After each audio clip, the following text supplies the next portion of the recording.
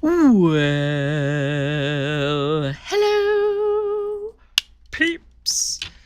Good morning. Happy Crush Monday. Happy Crush Monday. Mm, mm, mm, mm. Love me some good protein in the morning. All right. It's Crush Monday. You know, we got to talk about something a little get your butt in gear like this morning. So, I was listening to a podcast, which I often do while I'm driving, and this one really hit me. And it hit me for a couple reasons. One, I just talked about self care for specifically content creators, streamers, online entrepreneurs on our Sunday night C3 stream. I am very passionate about this topic. I don't necessarily always walk the walk with the topic, but I'm still very passionate about it. And in addition to that, this morning on the podcast that I was listening to, I heard someone speak specifically about motivation. And oh, sorry. Okay, I just wanted to make sure like I was actually broadcasting. Okay. So, I heard them talk about motivation in terms of a misconception that exists, and they quoted an author by the name of Robert McCain. And Robert McCain said specifically that there is a misnomer out there, there is a misconception out there that exists that basically says that motivation is what leads you to action. And I thought, yeah, I mean, that makes sense. That's what I'm used to hearing. And then I thought, oh, snap. Oh, snap. I get it. I get it. I get it. So he said that that is where the misconception comes in, that first you are motivated and then you take action. But he said that the reverse is actually true, that your action precedes your motivation. And I thought, well, I could make an argument against that, but I kept listening with an open mind because that's what I always ask of you. And so I continued to listen with an open mind. And the story continued. And the more I listened, the more I thought, you know what? This guy's onto something. This guy is on to something.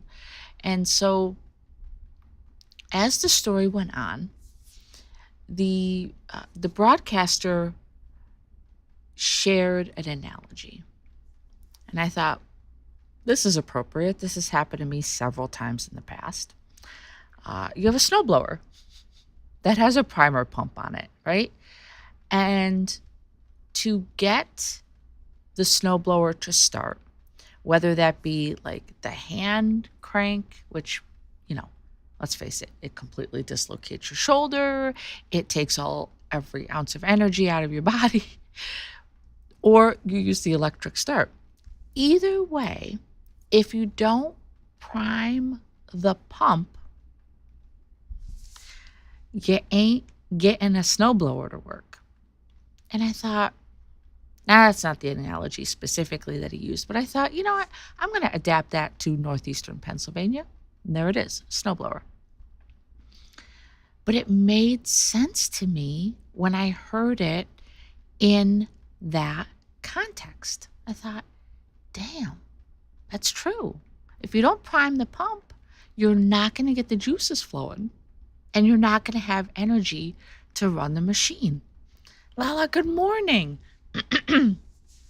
And so he circled back to the idea that motivation does not lead to action. It's actually the reverse, where action precedes motivation. And I thought,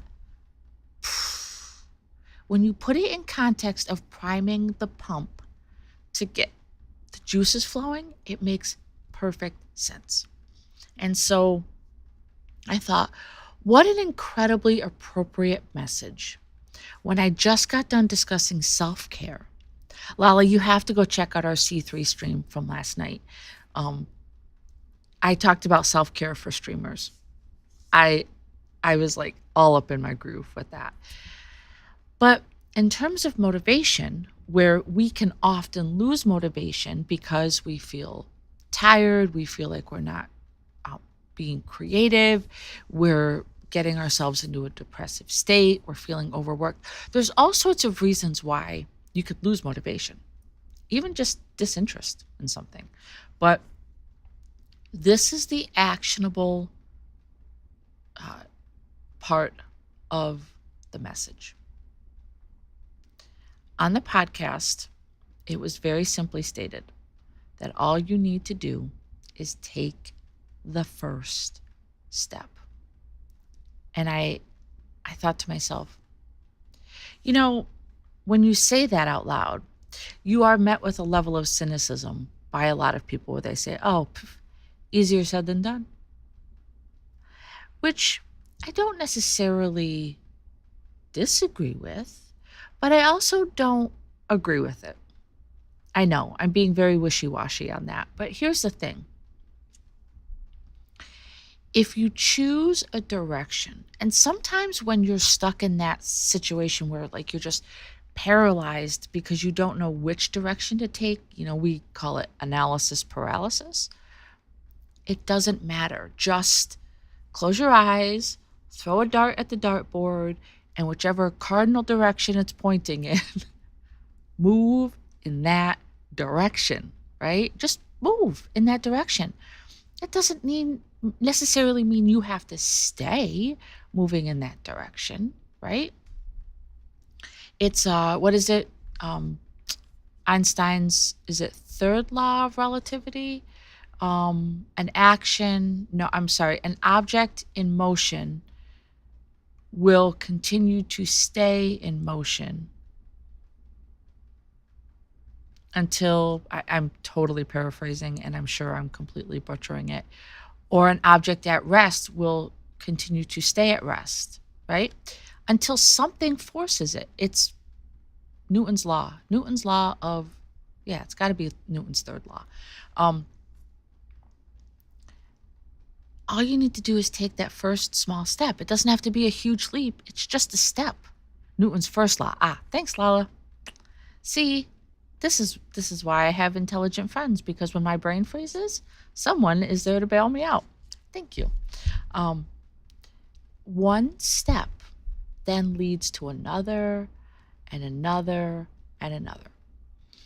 And the person on the podcast said, before you know it, you're building momentum, right?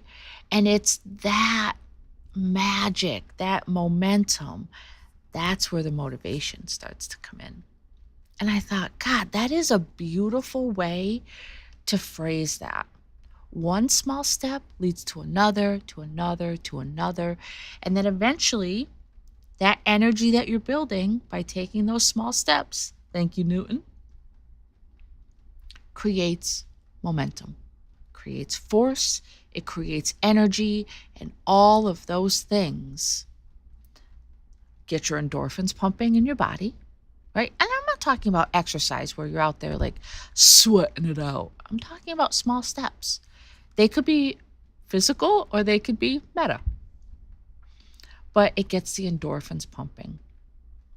Neurogenesis starts to happen and your brain starts regrowing neurons.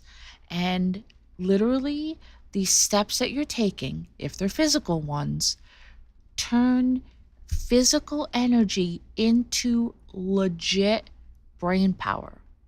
Your brain starts to regenerate neurons. Who doesn't want that? This 48-year-old, I want that. I want my brain regrowing itself every single day. I want to be testing its limits and I want to be pushing it further. So for me, I absolutely, by the end of the conversation, I was like, I'm digging this. I'm digging it. I'm digging it. I love it. So, quick review.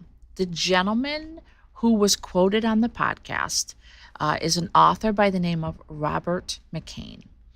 And he said, now I have not vetted this to make sure that they got the quote exactly right. So I am paraphrasing the podcaster who may have in fact been paraphrasing Robert McCain, but here it is. The common misconception is that motivation leads to action, but the reverse is actually true. Your action precedes your motivation. You have to prime the pump to get the juices flowing. One small step leads to another, leads to another, leads to another, leads to another. Before you know it, you're building momentum. And all of that together creates this giant magic ball of energy. I'm totally adding all of this in. This was not in the podcast. This is D-Spence speak right now. Creates this magical ball of energy. And inside there is where your motivation lives. So, okay, Crush Monday, carry around your giant ball of energy today. Share your energy, share your wealth, share your knowledge with the world. Do something that is not only going to motivate you, but bonus points if you get to motivate someone else. I hope that was helpful. I was enjoying it on the ride in this morning. I really, really loved the message. And I thought, what a perfect way to start my morning after discussing self-care last night. I loved it. I loved it.